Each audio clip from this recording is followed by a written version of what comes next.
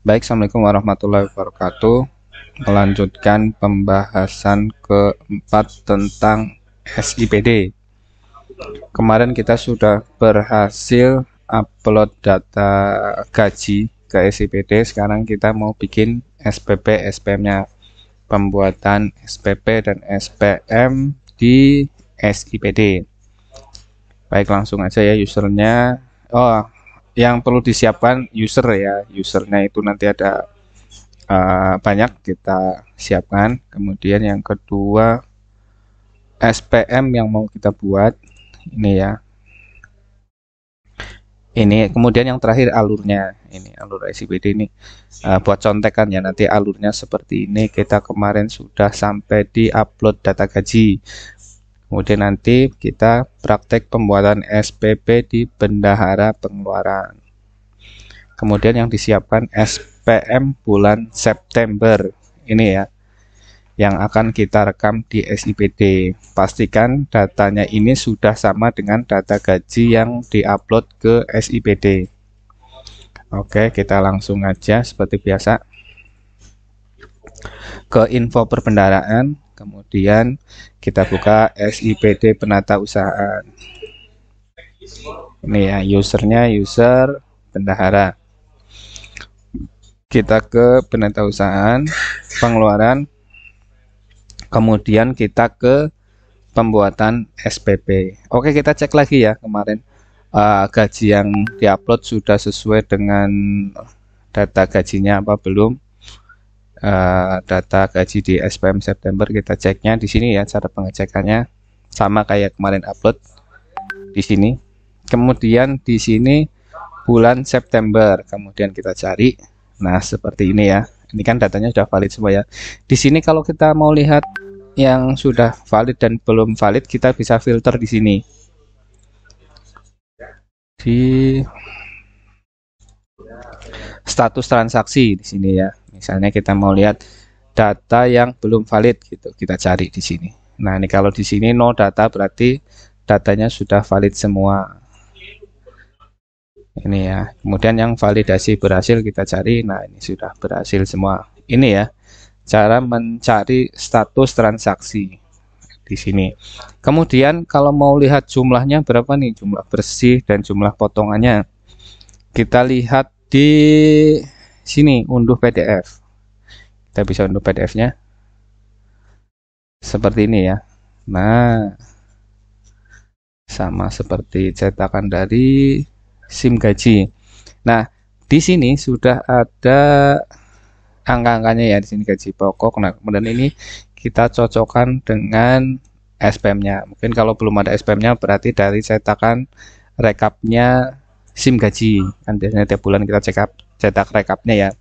Sebelum pembuatan SPP kita pastikan rekapnya di sini sama dengan data cetakan rekap dari SIM gaji. Ini karena datanya SPM-nya sudah ada, kita cocokkan aja dengan SPM-nya. Kita lihat bersih sama brutonya aja. Di sini 402 239 963 ya di PDF-nya. 402 239 963 ini brutonya sama ya. Kemudian potongannya di sini ya. Jumlah potongan 353.607.000. Di sini juga sama ya. Ini artinya datanya sudah sesuai dengan rekap yang ada di SIM gaji. Oke, setelah ini datanya sudah sama dan sudah valid semua, kita ke pembuatan SPP di sini ya. Ini saya mengulang aja ya, sebelumnya kan sudah ada pelatihannya. Di sini tampilannya seperti ini ya, SPP. Di sini ada uang persediaan, ganti uang persediaan, tambahan uang, langsung, kemudian batal. Kita pilih yang langsung, gaji itu masuk langsung. Kemudian di sini buat SPP ini ya, jenisnya di sini. Nah, ada SPP LS itu untuk yang LS biasa ya, kemudian LS gaji, LS TPP, terakhir ada SPP LS kontrak. Ini dulu belum ada kontrak ya waktu kita praktek sebelumnya, tapi sekarang sudah ada tambahan LS kontrak, berarti nanti harus bikin kontrak dulu baru bikin SPP-nya. Sekarang kita mau bikin gaji ya, berarti kita tambah di SPP gaji.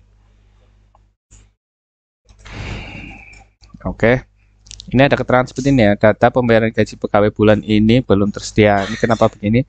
Karena kita belum upload yang bulan Oktober. Kita kan uploadnya kemarin bulan September ya. Jadi ini ditutup aja.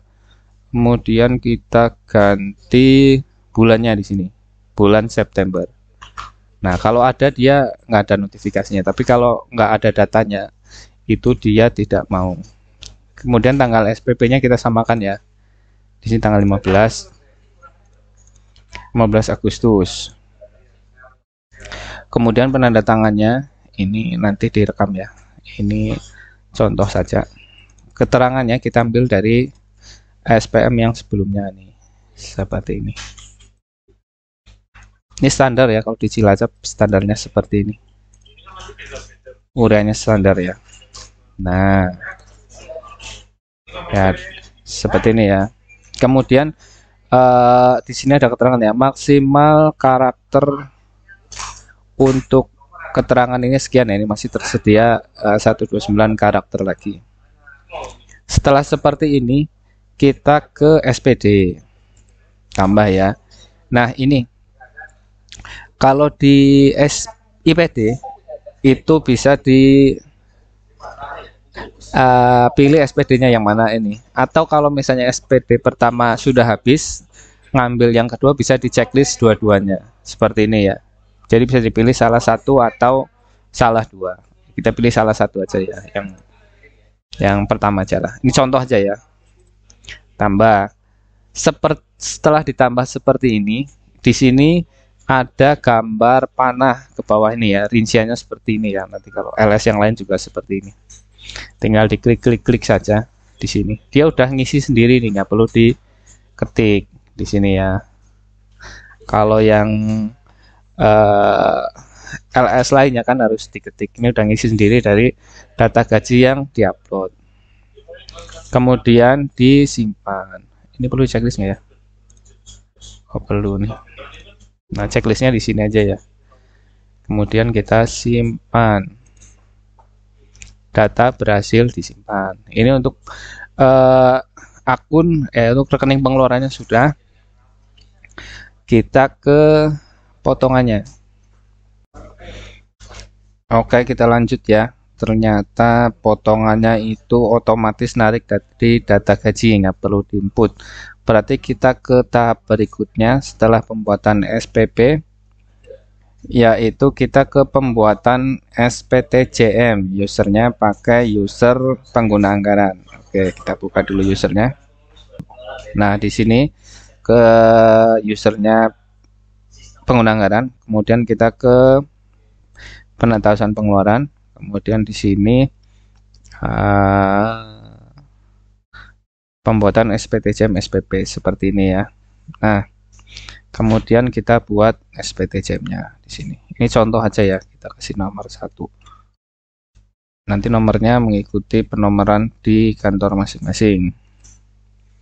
Tanggalnya disamakan aja ya, anggaplah sudah jadi SPP langsung dibuatkan SPTJM-nya. Seperti ini ya. Nah, hasilnya bisa kita lihat di sini. Bisa kita cetak di sini ya. Nih, 5 menit lagi sholat asar. Nah, ini yang kemarin kan pas kita menggunakan FMIS untuk SPTJM-nya diketik manual ya. Untuk SIPD nanti udah otomatis dari sistem, tinggal dicetak saja. Tapi bukan yang SPP ya, tapi yang SPM nanti yang untuk ke BPKD. SPP ini untuk di OPD masing-masing buat arsip.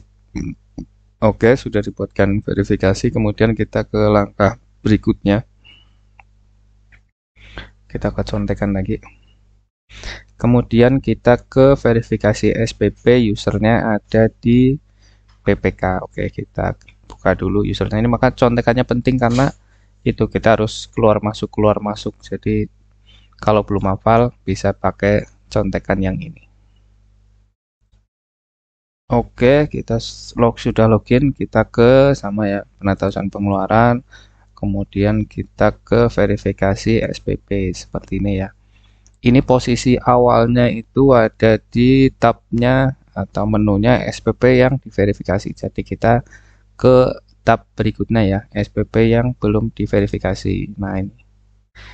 Nah setelah itu kita verifikasi seperti ini ya. Kemudian ini dokumen-dokumennya bisa dilihat satu persatu ya. Di sini udah otomatis. Misalnya mau lihat DPA-nya bisa di sini contohnya. Atau mau lihat SPTJM-nya ini contoh aja. Kita klik aja filenya. Nah ini muncul seperti ini ya. Oke, kalau sudah di sini SPP disetujui ya. Kemudian kita verifikasi, tinggal dikasih tanggalnya. Anggaplah sama ya. Ini kan contoh aja. Kita verifikasi.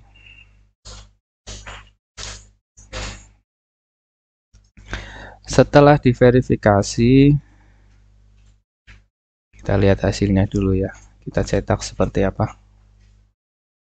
Nah, seperti ini.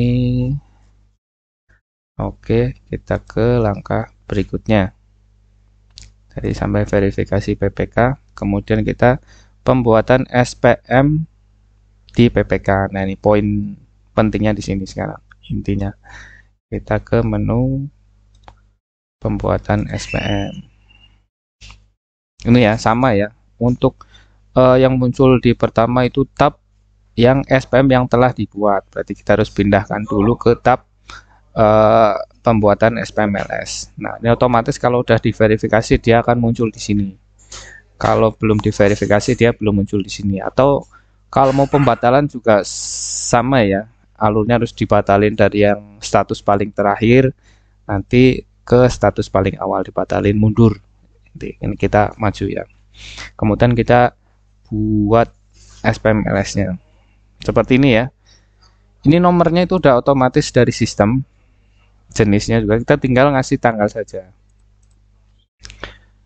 Tanggalnya tanggal 15 Agustus ini ya. Kita simpan. Berhasil disimpan. Nah, sampai di sini ya untuk video kali ini ya. Kita lihat alurnya dulu. Oh, kita sampai ini aja ya. Sampai langkah berikutnya ya. SPTJM SPM oleh pengguna anggaran ya. Oke, kita cetak dulu SPM-nya. Cetak SPM. Yang kedua itu cetak pernyataan verifikasi. Kita cetak SPM-nya dulu. Nah, seperti ini ya bentuk SPM dari SIPD. Kayak gini cuma ya isinya hampir sama lah, cuma formatnya aja yang kita belum terbiasa. Tidak masalah. Nah, ini tadi ya. Untuk potongan pajaknya itu potongannya PFK-nya itu dia ngambil dari ini data gaji yang diupload ini di sini ya, udah otomatis. Jadi kita nggak menginput potongan satu persatu. Oke ya, kita lanjut. Oh ya, tadi kelemahannya itu dengan potongan otomatis ngambil dari data gaji itu kita tidak input kode billing. Nah, itu susahnya nanti pas rekon NTPN. Kita harus manual, kembali ke zaman dulu, yaitu mencari kode billing satu persatu dari SKPD. Kalau yang sekarang kan karena udah diinput di potongan SPMLS kode billingnya, jadi saya tinggal narik kode billingnya udah selesai nanti buat bahan untuk rekod. Tapi untuk di SIPD ini karena dia otomatis, jadi nanti kita rekodnya kembali ke yang manual lagi. Oke ya, kita ke tahap terakhir aja ya. Tadi kan sampai pembuatan SPM di PPK. Kita ke pembuatan SPTJM SPM di usernya PA ini nanti yang untuk dilampirkan SPTJM-nya saat pengajuan SPM ke BPKD. Oke, kita masuk dengan usernya PA. Di sini ya, kita ke penatasan pengeluaran, kemudian di sini pembuatan SPTJM SPM.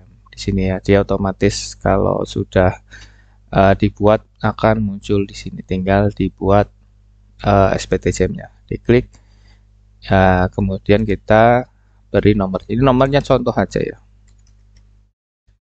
Nah, ini SPT jamnya samakan saja dengan tanggal SPM-nya.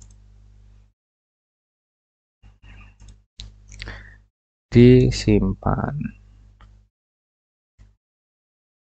Oke, sukses ya. Jadi kita ke hasilnya di tab selanjutnya, kemudian kita bisa cetak. Nah, ini seperti ini ya, SPTJM SPM LS dari aplikasi. Kalau sebelumnya kan diketik manual ya. Untuk SIPD nanti tinggal cetak saja dari aplikasi SIPD. Oke, sekian ya videonya. Nanti kita lanjutkan lagi di video berikutnya ke tahapan berikutnya ya. Ini nggak selesai sampai SPM aja, tapi nanti ada proses SP2D ini di BPKD. Setelah BPKD selesai bikin SP2D, verifikasi kuasa BUD, kemudian kembali lagi ke BP ini, pembuatan PKU, kemudian pembuatan SPJPP, verifikasi SPJPPK, kemudian pengesahan SPJ di usernya PA. Jadi masih ada beberapa tahap lagi. Nanti kita ke video berikutnya. Ini videonya udah saya jadikan satu playlist ya. Jadi nanti kalau ingin mencari video-video tentang SIPD nanti sudah saya jadikan satu playlist. Oke, sekian ya. Terima kasih. Jangan lupa di like, di komen, kemudian di share ke yang lain. Kalau ada yang salah di komen, kasih komen aja, nanti saya tangkapin. Oh iya, jangan lupa subscribe. Matur nuwun, terima kasih.